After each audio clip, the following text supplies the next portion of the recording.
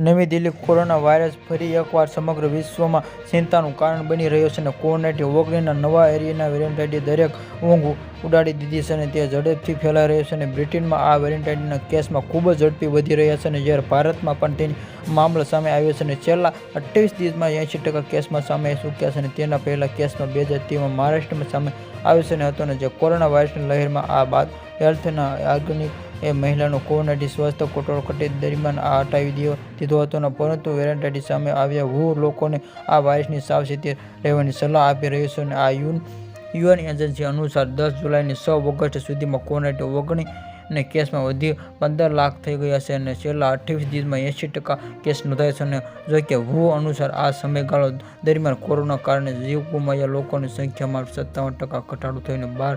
જુલાઈ 9 જુલાઈ વચ્ચેના 7,94,000 Covid case હતા અને જે 10 જુલાઈથી 6 ઓગસ્ટમાં